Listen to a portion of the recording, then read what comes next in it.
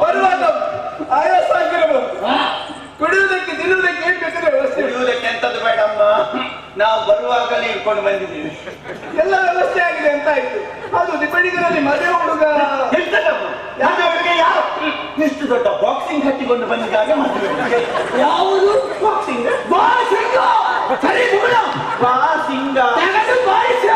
ನಿನ್ನ ಅಪ್ಪನಿಗೆ ಹೋಗಿ ಬಟ್ಟು ಮೊದಲು ಮಾತನಾಡಲಿಕ್ಕೆ ಬರುವುದಿಲ್ಲ. ಹೇಗೆ ಬರ್ಬೇಕು?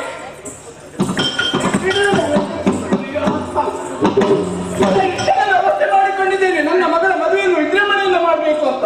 ಆದ್ರೆ ಬರಬೇಕಾದವರೇ ಬಂದಿಲ್ವಲ್ಲ ಅಂತ ಯೋಚನೆ ಮಾಡೋದು. ಇರುವಮ್ಮ ಬರಲಿಲ್ಲ, ಯಾರು ಬರಲಿಲ್ಲ. ನಮ್ಮ ಕುಲಪುರಾಜ ಯಾರು?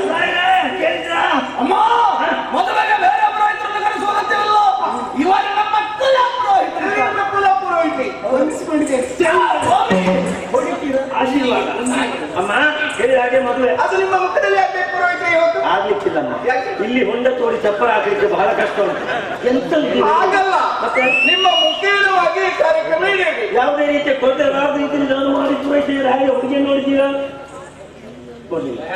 ನೋಡ್ಬೇಕಲ್ಲ ಅಮ್ಮ, ಹುಡುಗಿ ನೋಡ್ಬೇಕು ಅಂತ ಹೇಳ್ತಾ ಇದ್ದಾನೆ. ಕರೆಸ್ಬೇಕಲ್ಲ, ಸಿಂಗಾರ ಆಗ್ಬೇಕು, ಹುಡುಗಿ ಇರ್ಬೇಕಲ್ಲ. ಒಂದು 4 ಮಂದಿ ಹೆಂಗಸರು ಹೇಳಿ ಆಯ್ತಾ, ಸೀರೆ ಉಡುವುದಕ್ಕೆ ಗೊತ್ತಿದ್ದವರು ಮಾತ್ರ ಬಂದರೆ ಸಾಕು, ಇಲ್ಲದಿದ್ದರೆ ಬರುವುದು ಬೇಡ. ಬಂದು ಇಲ್ಲಿ ಹಾಳು ಮಾಡಬೇಡಿ.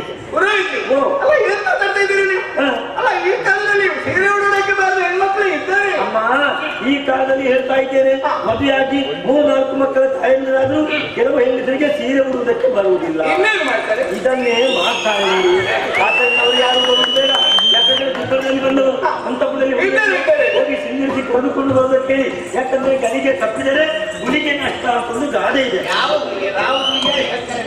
ಇಬ್ಬರು ದೋಷ ಉಂಟು ನನಗೆ. ಹಾಗಲ್ಲ, ಕಲಿಗೆ ತಪ್ಪಿದರೆ ದೋಷ ಬರುತ್ತದೆ. ನಾಳೆ ಈ ಕಡೆಗೆ ಬನ್ನಿ. ಹುಡುಗಿ ಸಮಯ ಬಂದಿದ್ದಾರೆ, ಸ್ವಲ್ಪ ನೋಡಿ.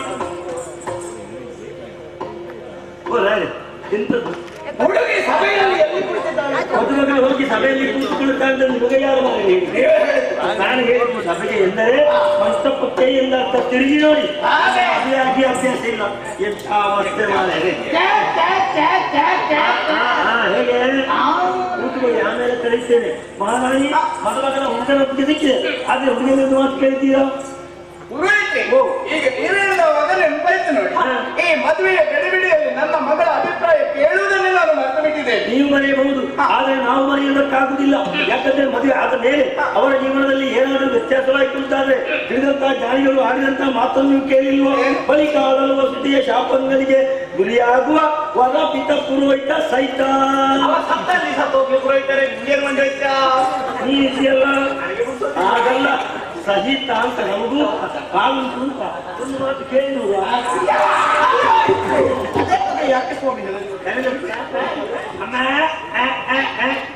ಅಮ್ಮನಿಗಾದ್ರೆ ನನಗೂ ಆದಿ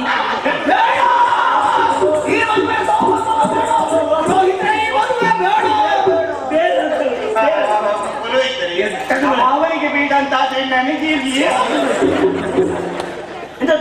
ಒಂದು ತುಂಡಿ ಎಣ್ಣಿಗೆ ಬಾಳು ಕೊಡುವ ಅಂತ. ತುಂಡು ಯಾಕೆ ಬೆಂಕಿಯಲ್ಲಿ ಹಾಕ್ಲಿಕ್ಕ? ಬಾಲು ಇಟ್ಕೊಂಡು ಅಲ್ಲಿ ಕೂತ್ಕೊಂಡು ಇವ ಬೇಡ ನಮ್ಮ ಕೂಟಕ್ಕೆ ಮಾರಿ ಇಲ್ಲಿ ಯಾಕೆ ಬೇಡ ಮಾತಾಡ್ಬೇಕು.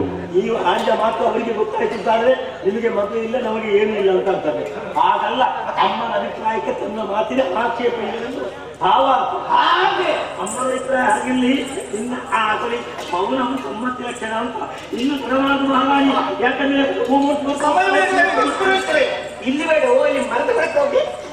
ನನಗೆ ಈಗ ಅದಕ್ಕೆ ಸಮಯ ಹಾಗಲ್ಲ, ಮುಹೂರ್ತಕ್ಕೆ ಓ ಅಣ್ಣೇ ಇದು ಬೈದರತ್ತ ಒಳ್ಳೆ ಅಂತ ದಾರೆ ಕಡೆ ಕೂರ್ತಿರ್ಲಿ ಕೂರ್ತು ಕೂರ್ತು ತುಷ್ಟೆಲ್ಲ ಕುದಿಬೋಸಿ ನನ್ನ ಕಾಂಡೆ ಸಾಧ್ಯ ಕೊಂಡಾಗ ಹೋಗಿ ಬರ್ತದೆ ಎನ್ನ ಕೋರಿದ ಕಾಸು ಕೊರಲೆ ಬಂದ ನಮ್ಮದ ಆಲೋಚಿ ಚಂದ ದನಿಪಿನ ತೂರು ನಂಗೆ ಆರೇ ಕೊಡ್ತಾ ಅವರ ಯಾವ ಒನ್ನ ಗಂಗಳು ಉಂಡ ಇತರ ಪನಿ ಹಾಕ್ತಾರ ಕಾಯಿಗಳು ಆಗುತ್ತಲ್ಲ. ಇಲ್ಲಿ ಕೆಲವು ಕೊಟ್ಟು ಬೈತ ಕೊಟ್ಟೆ ಪನಿ ಜಾಗೃತ ಕೊಟ್ಟಾಗ ಎಲ್ಲಿಗೆ ನೋಡುದು, ಎಲ್ಲಿಗೆಲ್ಲ ತುಳಿಯುವುದು ಜೀವನದ ಪ್ರಶ್ನೆ. ನಿನಗೆ ಭೂತವು ಬಂದಿಕ್ಕಿಲ್ಲ. ಆಲೋಚನೆ ಮಾಡು.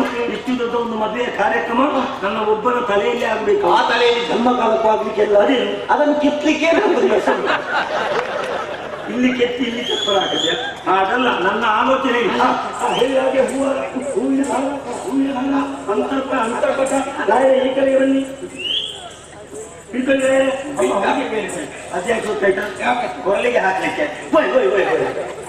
ನನ್ನ ಕೊರಳಿಗೆ ಹಾಕ್ತಿಲ್ಲ, ನನ್ನ ಮಗ ಅದೇ ಹೇಗೆ ಆಗ್ತದೆ? ಹೌದಾ? ಅದು ನನಗೆ ಕೊರಳಿಗೆ ಹಾಕುವುದಕ್ಕೆ ನಾನು ಹೇಳ್ತೀನಿ. ಆಮೇಲೆ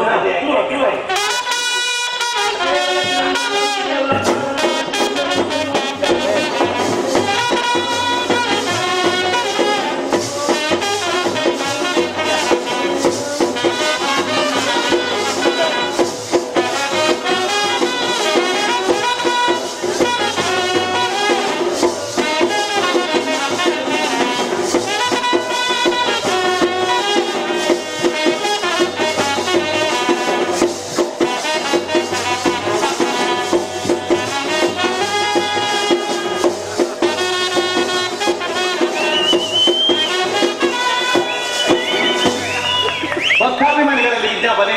ಇದೀಗ ದೇವರ ಉತ್ಸವ ಮೂರ್ತಿ ಕಟ್ಟೆ ಪೂಜೆಗೆ ಹೊರಡಲಿದೆ. ಅನುಕರಣೆ ಸಮರ್ಪಿಸುವ ಭಕ್ತಾಭಿಮಾನಿಗಳು ಸರದಿಯ ಸಾಲಿ.